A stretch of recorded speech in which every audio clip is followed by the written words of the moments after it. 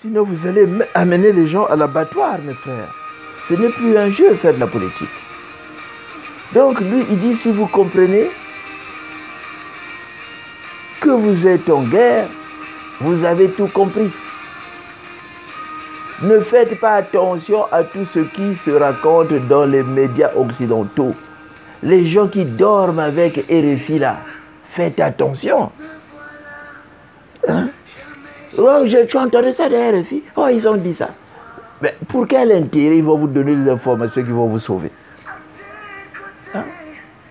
À savoir, ne faites pas attention à tout ce qui se dit dans les médias occidentaux, à savoir l'aide aux pays sous-développés, l'aide aux pays pauvres. Hein? Attention, l'aide aux pays pauvres à faire face à la mondialisation. Par exemple, vous êtes en train de parler du FMI, l'aide du FMI au Congo. Mais ce n'est pas votre problème. C'est de l'arnaque, ça.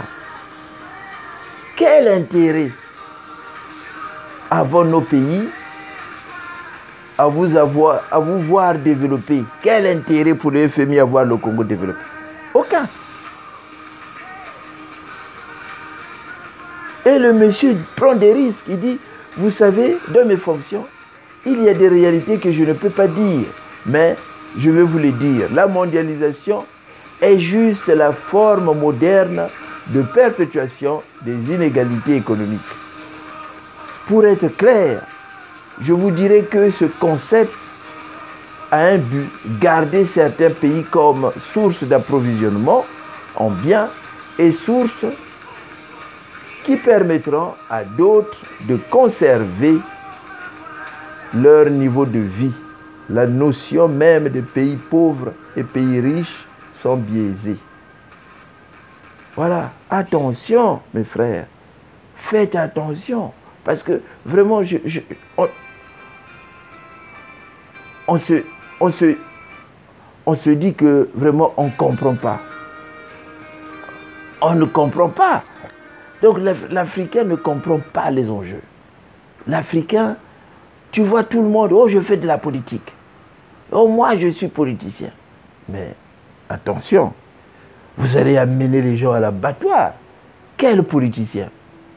Hein? Quel politicien?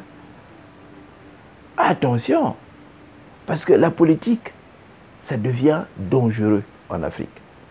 Ça devient la clé de notre liberté. Mais il faut des gens clairvoyants, des gens réfléchis, des stratèges.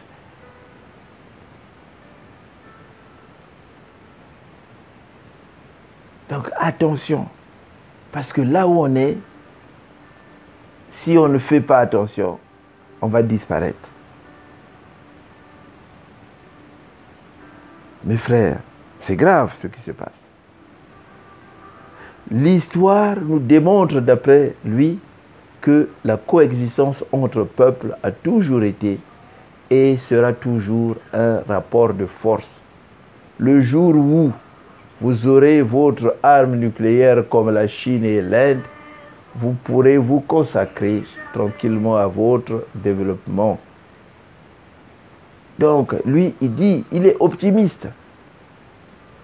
Car si demain, l'Union africaine, la CEDEAO ou la CEMAC décident de créer un institut africain de stratégie crédible et fiable, cela ne décollera pas forcément immédiatement, mais cela marquera la fin d'une ère. L'Afrique doit d'abord s'unir, nous devons nous unir, surtout évitant de nous éparpiller. Ensuite, il vous faudra développer votre manière de voir le monde. Évitons de voir le monde à la manière des Blancs. Nous avons notre façon de voir le monde. Une manière africaine, tenant compte des intérêts de l'Afrique. C'est à partir de là que nous allons avancer. Donc, quand tu vois ce que dit ce professeur, tu te poses des questions si on est des intellectuels. nos politiciens, nos intellectuels, tu te poses des questions, s'ils réfléchissent aussi. Mais c'est des vassaux. Personne n'est contre les intérêts français. On peut faire un rapport de force qui fera que nos jeunes aussi puissent avoir du boulot. Que nos jeunes ne prennent pas de risque de traverser la Méditerranée. Hein? On a vu ce qui s'est passé en Libye sur l'esclavage de la jeunesse africaine. Et quand on voit tout ça, on voit que les pays francophones, Mali, Sénégal, Côte d'Ivoire, Cameroun, Congo, c'est ça qu'on voit. Quelle honte! Mais on peut créer un rapport de force.